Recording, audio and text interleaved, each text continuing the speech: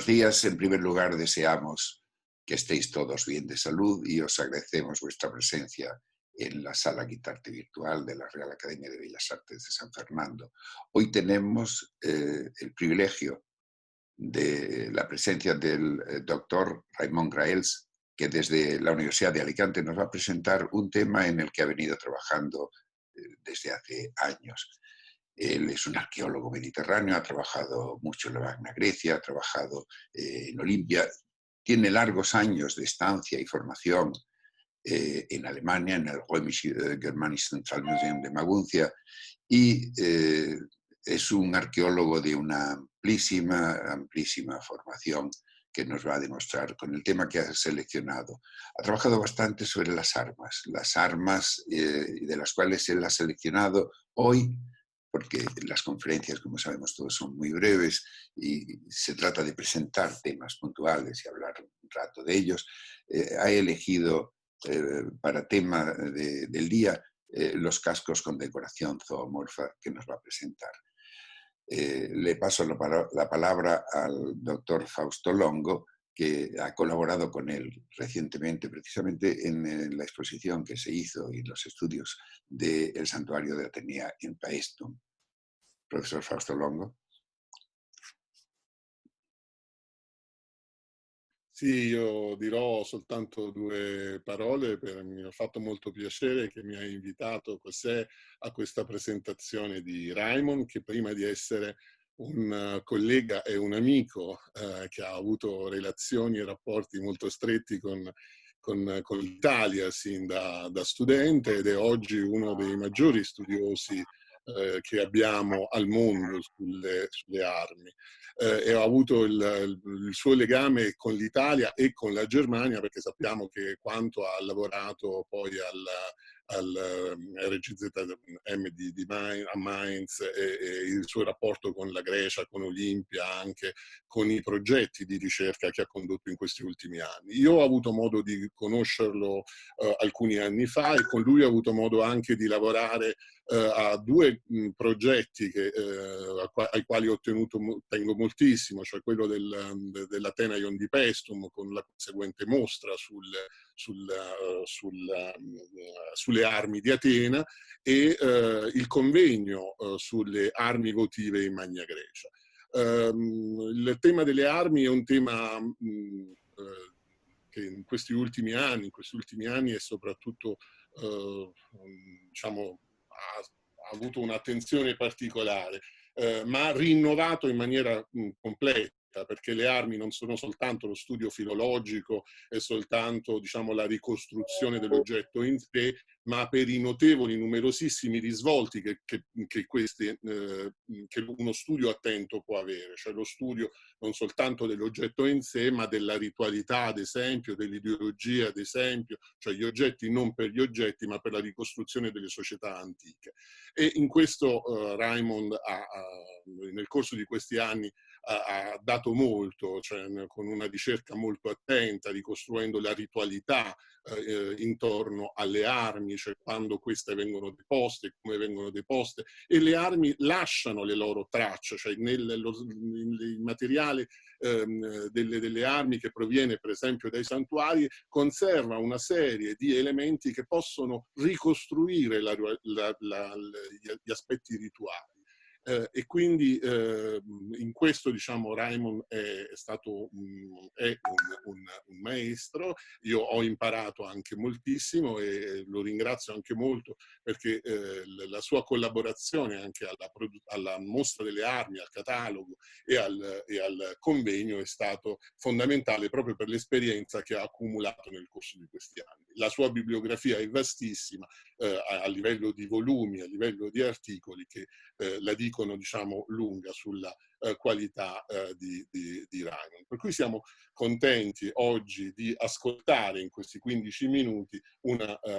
brevi 15 minuti e poi un conseguente dibattito, un tema specifico particolare, che è quello degli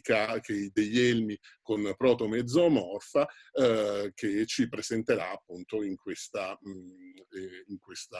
breve conferenza. Per cui io ringrazio ancora tutti quanti voi e lascio la parola a Raimon e alla sua presentazione. Muchas gracias a Luzón, muchas gracias Longo, muchas gracias a los demás que estáis aquí escuchando. Bien. Bien, el motivo de los cascos con protomozoomorfo de época arcaica nace a partir de este casco que ven en esta imagen, que me ha ocupado en los últimos años de investigación, no exclusivamente, pero sí de manera detallada, y que he tenido el gusto y el honor de poder publicar con Angelo Bottini en una monografía que apareció el año pasado y que aún se está distribuyendo con los problemas que conlleva el COVID-19 de no poder presentarlo como nos gustaría en otras áreas. No voy a ponerme a explicar exactamente el casco o la monografía en cuestión, para eso está la publicación, sino que me voy a centrar en los cascos con decoración en motivos de protozoomorfa, no los que tienen decoración zoomorfa, que podrían ser, por ejemplo, los que llevan las carrilleras decoradas con elementos aplicados en forma de animal o de animal mitológico o ser mitológico, como a veces algunos chilenos. Tampoco me voy a centrar en los que no son de época arcaica, que sí que llevan pequeños prótomos de grifos o otros elementos decorativos emparentados, como veremos, con los que nos ocuparán ahora mismo. Ni siquiera los que, con esto he tenido el gusto de poder hablarlo a menudo con Mauro Menichetti, que quizás también nos esté siguiendo ahora mismo, los cascos que llevan decoraciones que convierten a su portador en un ser sobrenatural, es decir, con crestas, aletas, cuernos, etcétera, tema que nos supera en este trabajo. Me voy a centrar en un grupo muy reducido de cascos, prácticamente limitado a 4 ejemplares reales, 3 de época tardogeométrica alto-arcaica y uno de fase tardo-arcaica, como os decía, sí, 3 tardogeométricos y uno tardo-arcaico, reales, distribuidos exclusivamente en Italia, y unas poquísimas representaciones iconográficas, de las que no voy a tratar ahora mismo, sobre cerámica griega arcaica. Lo que después encontraremos en cerámica suritálica y en cerámica Francesca Silvestrelli, seguramente el mismo Angelo Bottini podrían darnos más detalles, no serán representaciones de prótomos sobre los cascos de época clásica o de época helenística, sino que serán elementos, pequeños animales que sirven como decoración barroca, característica de otras producciones. ¿Por qué nos interesan estos prótomos? Como os decía, nace el interés a partir del estudio de este casco maravilloso, saqueado en 1942 en la necrópolis de Metaponto, de allí vendido a Roma, de Roma a Venecia, de Venecia a Suiza, de Suiza a Malibú, de Malibú a San Luis, y en San Luis se transforma el casco y pasa de ser un casco como el que ven a la izquierda, sin decoración, incompleto, etcétera, a un casco absolutamente espectacular, completo, con una serie de problemas que con el tiempo se han ido cambiando y que ha ocupado, como les decía, la monografía de Metaponto que salió el año pasado. El responsable, por no decir culpable, de estas transformaciones es este señor, Josef Sternbach, un austríaco que emigra cuando la Segunda Guerra Mundial a los Estados Unidos y se encarga sistemáticamente de restaurar para el Metropolitan Museum y no solo otros museos como el Museo de San Luis, no tiene restaurador y le pide al gran especialista Josef Sternbach en ese momento que restaure el casco, y lo que hace es transformar este casco de la izquierda en este casco central, uniendo piezas que se habían transportado conjuntamente al casco de los Estados Unidos e inventando las piezas que faltaban en función de una serie de paralelos que él intuye, sobreentiende y modifica a su antojo. Esto sucede a inicios de los años 50 y no será hasta finales de los años 70 cuando Felicesino Loporto hace un estudio de los materiales que quedaban en el Museo Arqueológico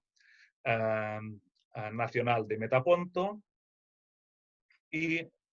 reestudia la tumba, reestudia el casco, aportando una serie de complicaciones, no clarificando el problema. lo que hace sin saber Loporto es presentar algunas piezas que nos ayudan a reconstruir correctamente las carrilleras de este casco, que no deberían ser en bronce, estas son falsas, sino en plata y con los cuernos en oro, e igual que debería desaparecer el nasal, pero esto sería otro discurso. Como les decía, nuestro interés está en el prótomo, y el prótomo es un elemento singular que llega a los Estados Unidos y toda la documentación que tenemos está priva de cualquier elemento relacionado con los cuernos que ven a su izquierda, de las orejas, de los ojos e incluso del gran lofos, la gran cresta en lámina de plata que ven en la representación de la derecha. Como les decía, esto es una invención del señor Ternbach, que en base a una serie de fragmentos de lámina metálica que podrían dar para una conferencia no de 15 minutos, sino de varias horas, interpreta que tienen que ser de una cresta monumental espectacular. Hace la propuesta la publican no por los canales académicos tradicionales, sino en la revista Life,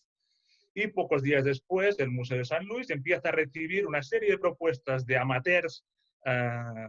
interesados, aficionados a la arqueología, que hacen modificaciones diciendo, no, han restaurado la cresta más arriba, más abajo, etcétera. Debería ser de esta forma, de la otra. En cualquier caso, ninguno de ellos, ni los aficionados, ni el mismo Ternbach, se centran en los datos arqueológicos de la pieza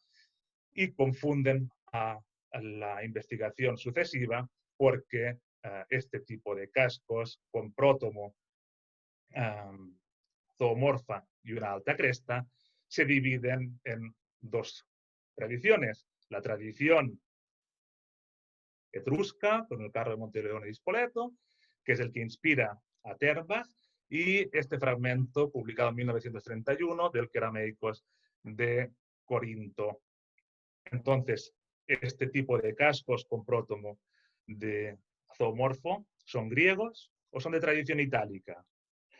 Para responderlo y hablar de la etnicidad de las armas sería meterse en un lío aquí difícil de resolver en el tiempo que tenemos, con el tiempo que tenemos. Sí que hay algunos detalles que se tienen que responder en base a unos elementos ligeramente más antiguos, los que les decía, tardogeométricos o altoarcaicos,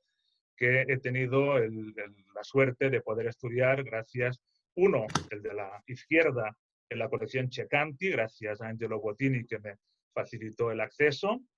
y evidentemente a la familia Cecanti por acceder a ello, y el de la derecha, que he podido estudiar junto a Azzurra Scarci y Alessia D'Antonio en el Museo Iata de Ruvo di Puglia.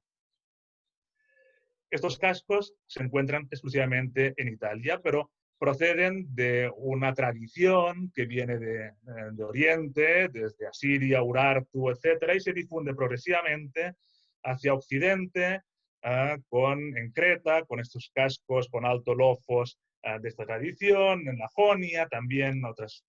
escasas representaciones, hasta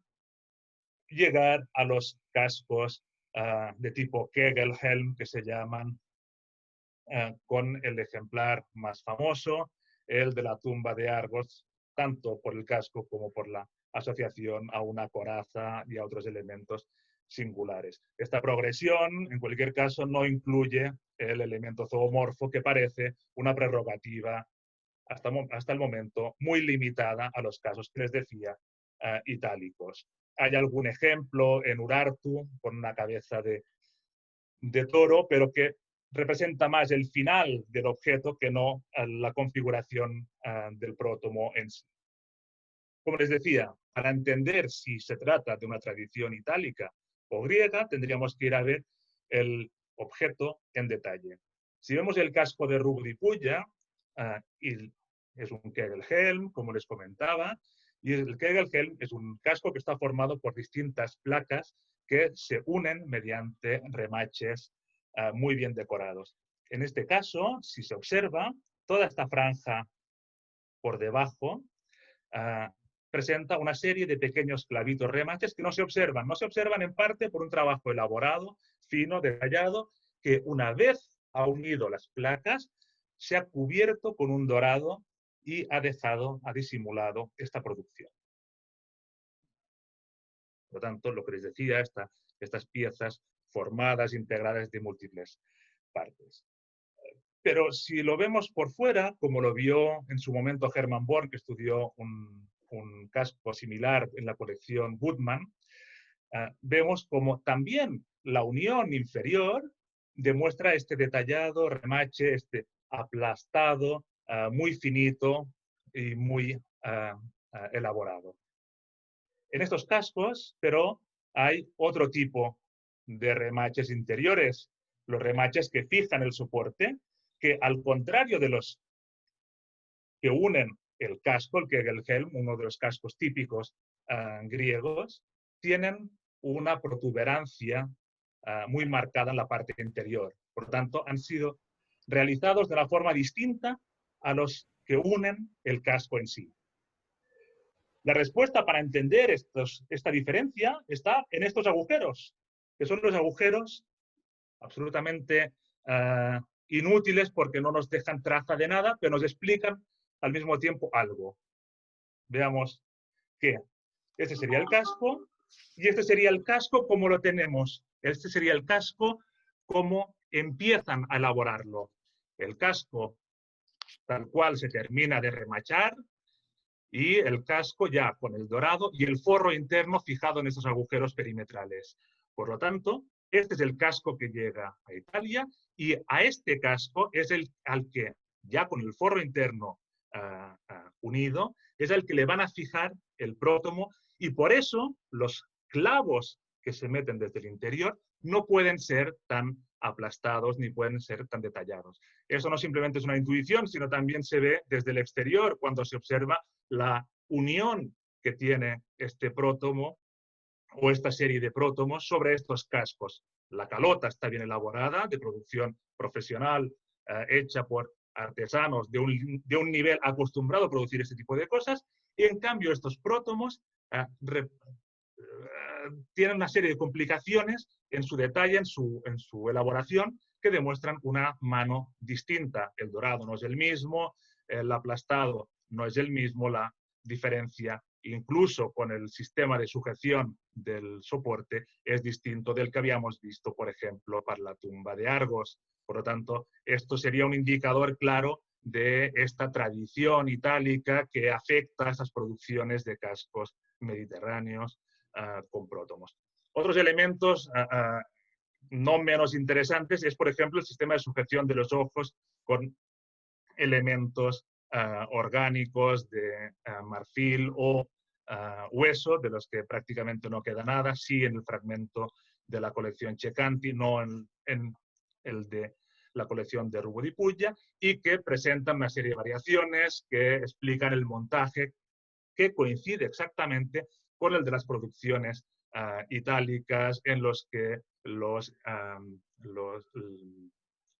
ojos van montados de la misma forma, uniendo la pupila hecha con una pasta vítrea o con un ámbar o con un elemento vítreo sobre una base de hueso o marfil mediante un único clavo que fija a la base y que no encontramos en el mundo griego, que normalmente lo lleva aplicado mediante alguna cola o algún elemento distinto. Otros elementos importantes, estos ya no determinantes para identificar si tradición itálica o tradición griega, pero sí singulares para entender cuál sería la morfología y por lo tanto cuál sería el tipo de cresta que podría haber llevado el casco de Metaponto, es el sistema de sujeción de la cresta mediante una canal no visible desde la parte frontal que permitiría pegar con una cola o, más posiblemente, con una serie de travesaños, una base de cuero de la que saldría las largas crines que decorarían la cresta. Esta sería la reconstrucción de estos fragmentos, mucho más simples de elaborar y mucho más ligados a la tradición itálica de decirlo de esta forma puede parecer ofensivo, pero menos cuidada en su detalle, a pesar de que la belleza de estas prótones es indudable y anticipa lo que veíamos. Esto es simplemente un apunte de las reflexiones, de las ideas que surgen de lo que comentaba antes Fausto Longo y que he querido compartir con ustedes,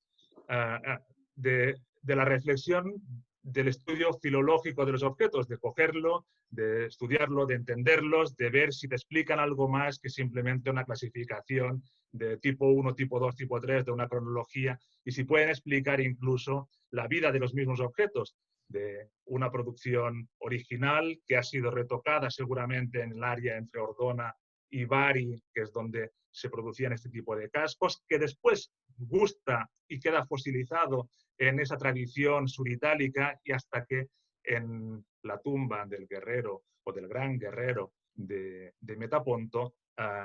la modifican o la mejoran ya en un gusto más evolucionado y una tecnología más alta estos artesanos de la Italia meridional,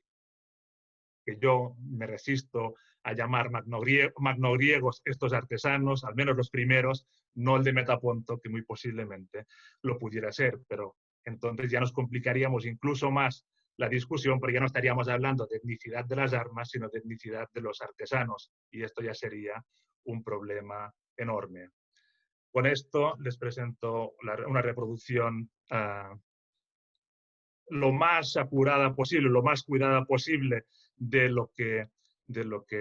podemos decir y podemos ver de este casco de Rubo. Lo mismo hemos hecho para el casco de la colección Cecanti y lo mismo para el casco de la colección, de Metaponto hoy en San Luis, para poder explicar de una forma divulgativa, de una forma